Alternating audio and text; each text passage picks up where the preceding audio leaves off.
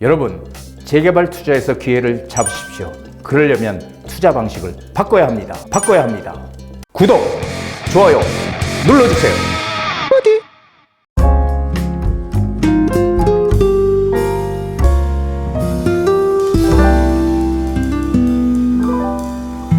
부동산 DJ. 안녕하세요. 부동산 DJ 한정훈입니다. 자, 이제 올해도 하루밖에 안 남았네요. 자, 올해가 엊그제 같이 시작을 한 게 엊그제 같은데 이제 벌써 말일로 접어들고 있습니다. 자, 여러분들 올해 후회 없는 한 해 보내셨는지요? 후회 없을 리가 없겠지만 저도 마찬가지지만요. 자, 이번에는 이런 주제로 준비를 했습니다. 기회를 잡는 재개발 투자 26년도입니다. 기회를 잡는 재개발 투자 방식을 바꿔라. 자, 이런 주제로 준비를 합니다. 자, 방식을 어떻게 바꿔야 될까요? 자, 먼저 1월 7일 수요일 2시 세미나 공지합니다. 2026년 새해 가장 주목해야 될 재개발 투자처를 공개하는 시간을 준비합니다. 여러분들 어떤 지역이 올해 가장 뜨는 지역이 될지 궁금하지 않으십니까? 궁금하신 분들, 투자를 꼭 해보고 싶으신 분들, 초보 투자자들, 재개발 투자 한 번도 안 해본 분들 오십시오. 그러면 아마 여러분들이 확실하게 올해 투자를 결정하는 그런 계기가 분명히 되실 걸로 생각이 됩니다. 자, 선착순 예약 필수고요. 1:1 개별 상담은 항상 수시로 접수합니다. 밤에도 접수를 하니까요. 언제든지 전화 주시고요. 여러분들의 가지고 계신 부동산에 대한 모든 고민 다 해결해 드리도록 하겠습니다. 자, 먼저 이거부터 제가 항상 말씀드리는데요. 우리가 부동산 투자를 할 때 이 추세를 먼저 파악을 해야 됩니다. 그냥 어떤 지역이 무조건 좋고 이게 아니고요. 먼저 추세를 파악해야 돼요. 추세라는 큰 파도를 봐야 되는데요. 이게 왜 중요하냐면요. 추세를 봐야지 우리가 지금 부동산 시장이 상승 시장으로 가는지 하락 시장으로 가는지를 알 수가 있다는 겁니다. 자, 그렇다면은 한번 보시죠. 부동산 시장이 상승 시장으로 이렇게 올라갈 때, 가격이 올라갈 때요. 항상 정부에서는 어느 일정 시점에 규제를 가하죠.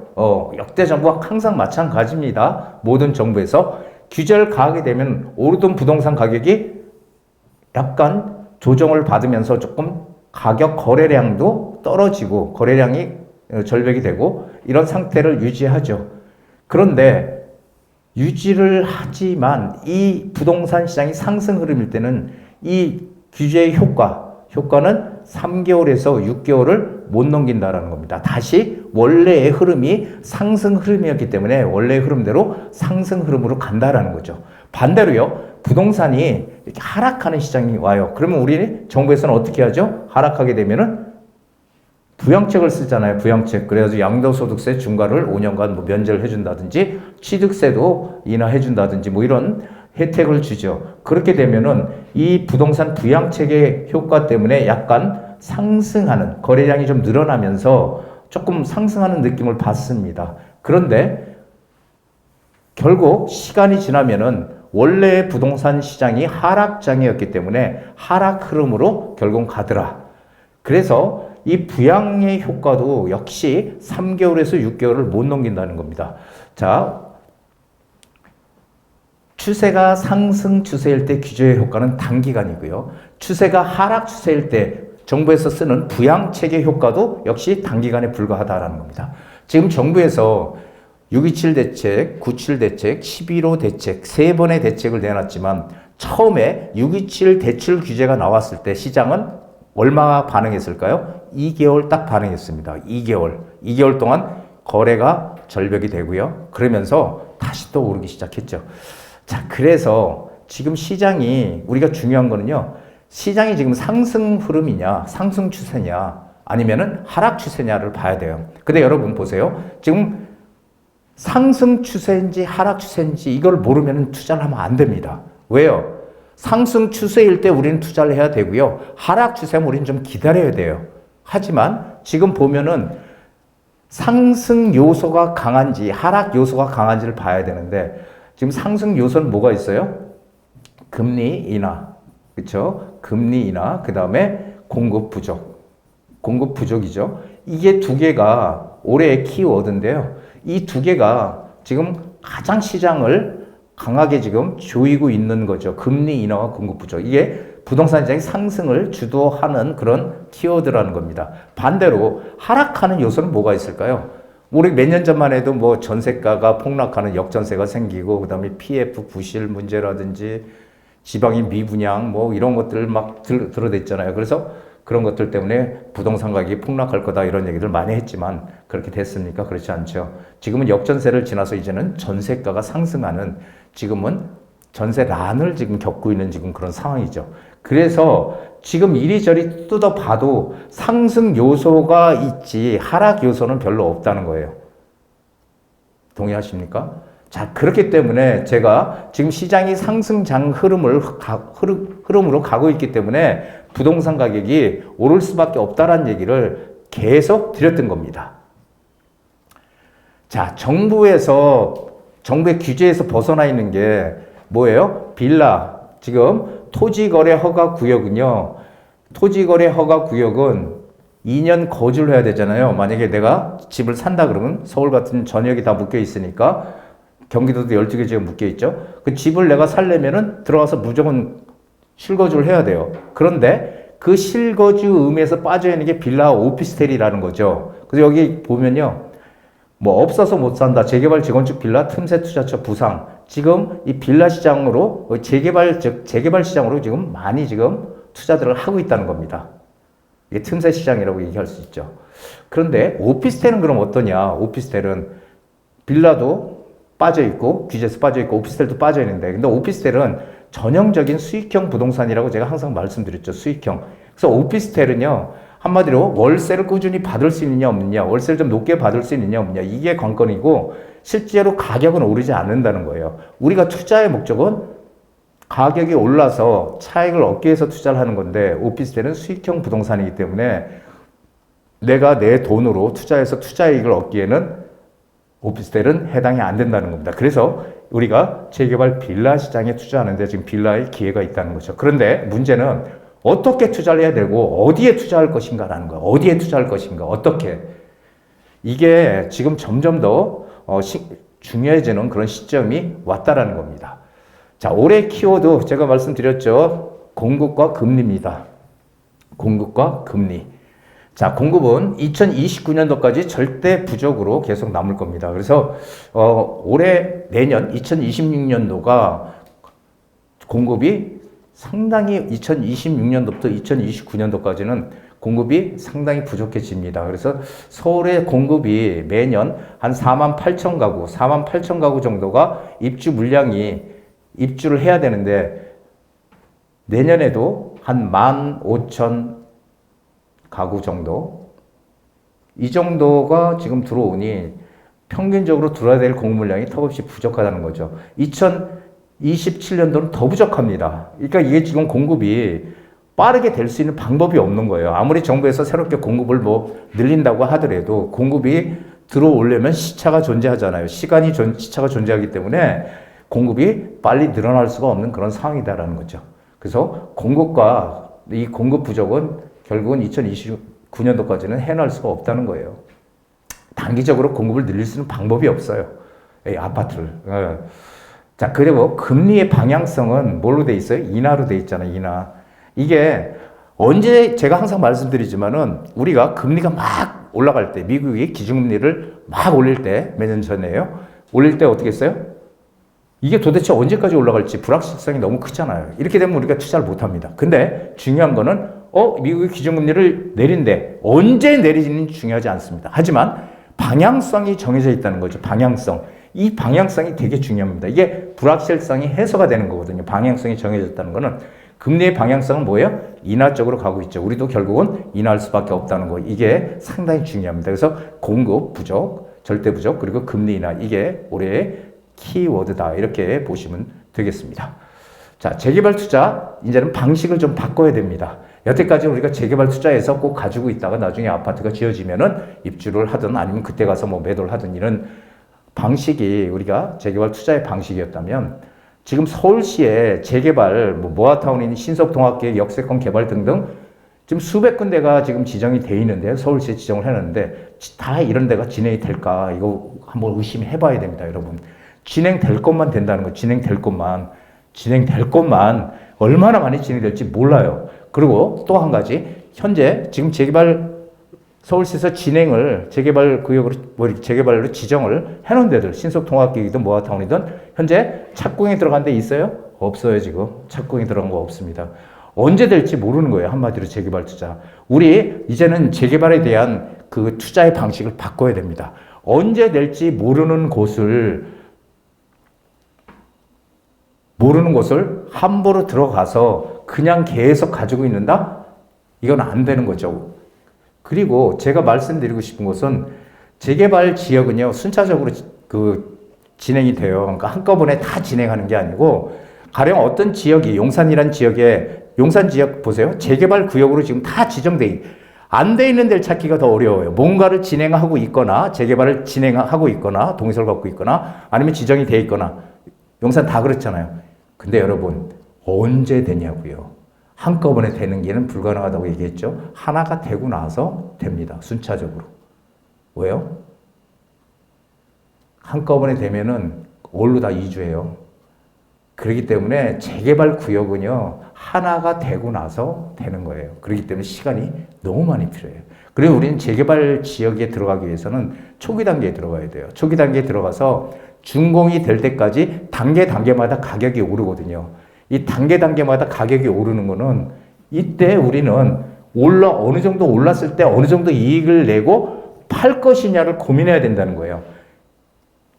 나중에 아파트가 지어지고 이거는 미래 얘기예요, 여러분. 어떤 전문가나 어떤 혹자는 재개발은 10년이 걸릴지 20년이 걸릴지 아무도 모르는데 그걸 지금 투자한다고? 이렇게 얘기하는 분들이 있는데 그거는 재개발 투자를 전혀 안 해본 사람들의 얘기죠. 딱 들으면 압니다. 전혀 안 해봤구나. 이제는요, 어떤 지역이건 간에 진행이 되려면 시간은 많이 걸려요. 시간은 많이 걸리기 때문에 우리는 어떤 걸 찾아야 돼요? 빠르게 진행될 수 있는 거고, 빠르게. 왜냐하면은 빠르게 진행이 돼서 단계가 빨리빨리 진행이 되면요, 그게 나중에 지어지든 준공이 되든 아니면 나중에 해제가 되든 사실은 그게 큰 의미가 없다는 거예요. 왜요? 빠르게 단계마다 진행이 되면서 가격이 오르잖아요. 그럼 이 오를 때 매도 타이밍을 잡아서 팔아야 된다는 거죠. 그러면 어느 곳에 가야 돼요? 정부에서 밀어주는 곳이어야 된다는 거죠. 즉 서울시에서 적극적으로 밀어주는 지역이라든지 아니면은 각 구청에서 매년 구청 계획이 나오거든요. 1월 달에. 그러면은 계획이 나오면은 그 구청에서 어디 지역을 어떻게 하겠다라는 것들이 나옵니다. 저층 주거지를 개발하겠다. 그래서 어느 지역은 어떤 걸로 하고 이런 것들 나오거든요. 이런 데서 진행하겠다고 밀어주는 곳들이 될 거예요. 그래서 정부라고 하는 건 관공서 다 포함이 되는 거죠. 정부에서 구청이든 서울시든 정부에서 밀어주는 곳, 이런 것들이 빠르게 진행될 수 있기 때문에 나중에 준공되는 거는 그건 미래 얘기고요. 중간에 어느 정도 시점에 매도할 수 있는 타이밍을 잡아서 하는 겁니다. 물론 내가 여유가 되면은 끝까지 가져가면 되겠죠. 하지만 그거는 시간이 많이 걸리기 때문에 그건 판단을 잘 해봐야 됩니다. 자, 혹자가 요즘 이런 얘기 많이 합니다. 인구가 줄어드는데 부동산 가격이 떨어지는데 지금 뭔 투자를 해? 이렇게 얘기하는데요. 절대 그렇지 않습니다. 자, 한번 보시죠. 자, 과거에는요, 집이 10채가 있다면 이 10채의 집이 다 팔렸어요. 그러니까 1번 집이 왜 번호를 매겨놨냐면요, 가치가 큰 순서대로 번호를 매겨놓은 거예요. 그래서 10번 집이 가치가 가장 떨어지는 집이고요, 1번 집이 가치가 가장 높은 집입니다. 자, 그렇다면은 가치가 높은 집, 1번 집은요, 내가 팔려고 내놓으니까 일주일 있으니까 누군가 사러 와. 2번 집은 내놓으니까 한 보름 있으니까 누군가 사러 와. 3번 집은 한 달 정도 되니까 누군가 사러 와. 4번 집은 한 달 보름 되니까 사러 와. 5번 집은 2달 되니까 사러 와. 해서 이 가치가 떨어진다는 의미는 외곽 지역의 사람들의 선호도가 낮은 지역이라는 거죠. 이런 지역은요, 한 10개월 되니까 누군가 와서 사러 와. 자, 무슨 얘기예요? 과거는 인구가 폭발적으로 늘어나고 주택은 턱없이 부족하던 시절이었기 때문에 이때는 사줄 사람들이 많았다는 거예요. 그래서 가치가 있는 집이든 없는 집이든 다 팔렸다는 거예요. 시간의 문제일 뿐이지. 그런데 앞으로는 어떻게 되냐는 거죠. 앞으로는 인구가 이제는 줄어든다고 얘기하고 있잖아요. 그리고 주택은요, 예전같이 턱없이 부족하진 않습니다. 주택 보급률이 지금 한 103.5% 정도 되거든요. 약 104%라고 하는데, 이제는 주택 보급률도 아직은 부족하지만 그래도 103.5%, OECD 평균은 한 115% 정도 되니까 아직은 OECD 기준에서 부족해요. 하지만 그래도 103.5% 정도 되니 이제는 어느 정도 양적으로 주택 부족은 어느 정도 메꿔졌다는 거죠. 그렇기 때문에 앞으로 미래에는 이제는 어떻게 된다고요? 과연 옛날 과거와 같이 이 10채의 집이 다 사줄 사람이 있을 것이냐라는 거예요. 여러분, 1번 집은요, 미래에는 1번 집, 가치가 큰 1번 집은 한 열흘 있으니까 누군가 사러 오고요. 2번 집은 한 보름 있으니까 누군가 사러 와. 3번 집은 한 달 되니까 누군가 사러 오고, 4번 집은 한 2달 되니까 누군가 사러 왔어. 그런데 이 5번 집인지 6번 집인지부터는 모르겠지만 이 나머지 지역들은 살 사람이 없다는 거예요. 사줄 사람이. 그러면 어떻게 돼요? 집값이 정체하거나 하락할 가능성이 크다는 거죠. 즉 인구가 줄어들어서 집값이 하락하는 게 아니고요. 인구가 줄어들면 어떻게 해요? 집값의 지역 간의 격차가 커져서 초양극화 시장으로 간다는 거예요. 그러니까 즉 오르는 곳은 오르고 오르지 않는 곳은 안 오른다는 얘기입니다. 이게 앞으로 우리한테 벌어질 미래의 상황이에요. 그렇다면 우리는 어떻게 돼요? 외곽으로 가면 돼요? 안 돼요? 안 돼요. 그래서 이제는 한 채를 가지고 있더라도 이 중심축, 서울에서도 이 중심축에 들어와야지 서울에서도 외곽으로 가면 절대 안 된다라는 얘기를 드리는 겁니다. 자, 초양극화는 피할 수 없는 흐름입니다. 그래서 재개발 투자든 재건축 투자든 똑같습니다. 재건축도 마찬가지입니다. 제가 얘기를 안 했지만 재건축도 똑같아요. 재개발이나 외곽으로 가면 절대 안 된다. 이제는 오르지 않는다. 제가 조금 전에 말씀드렸듯이 초양극화가 지금 점점 커지기 때문에, 그리고 사업성이 좋은 곳을 찾아라. 이 사업성 좋은 것들은 어쨌든 진행이 빨리 될 겁니다. 그렇죠? 아까도 얘기했지만 사업성 좋은 곳을 찾되 정부에서 밀어주는 곳, 정부에서 뭔가 하려고 하는 의지가 강한 곳, 이런 것들은 반드시 하겠죠? 그렇죠? 그 많은 재개발 구역 중에서 자, 이런 것들을 찾아야 된다. 자, 2020년 새해 적은 돈으로 목돈을 만들 수 있는 현 시점에서 유일한 방법이 아직도 재개발에 있다. 왜냐하면은 재건축 아파트들은 이미 유명 지역들 아파트는 가격 자체가 비싸죠. 재건축하는 아파트들은. 하지만 이 유명한 지역 중에서도 아직 단독주택이나 빌라 밀집 지역들이 있다는 겁니다. 그런 지역을 우리가 어떻게 빠르게 들어갈 수 있느냐. 이게 내년에 우리가 투자의 성패를 좌우할 가장 중요한 일이다라는 거죠. 그래서 여러분들 잘 판단하셔서 내년에는 우리가 재테크는 돈을 벌기 위한 거잖아요. 그러니까 재개발 투자로 목돈을 만들 수 있는 그런 한 해가 되셨으면 좋겠습니다. 자, 1월 7일 날 수요일 날 세미나 진행합니다. 자, 부동산 투자의 기회는 반드시 옵니다. 반드시 옵니다. 그러나 자주 오지 않습니다. 저 기회가 왔을 때 잡지 않으면 그 기회는 다른 사람에게 돌아갑니다. 항상 내가 뭔가를 하려고 움직일 때는 너무 생각만 하고 공부만 해가지고는 되지 않습니다. 어느 정도 투자를 하려고 생각했다면, 그리고 결정이 됐으면 빠르게 움직이시는 이 행동, 실행력이 있어야지 우리가 재테크 투자에서 성공할 수 있다. 이렇게 말씀드리고 싶습니다. 여러분 새해 복 많이 받으시고요. 내년에 더 좋은 그런 정보와 그리고 강의로 여러분들과 뵙겠습니다. 여러분 고맙습니다. 한정훈의 부동산 DJ에서는 여러분들의 고민을 기다립니다. 영상을 보시고 투자에 관심 있으신 분은 지금 바로 연락 주시기 바랍니다.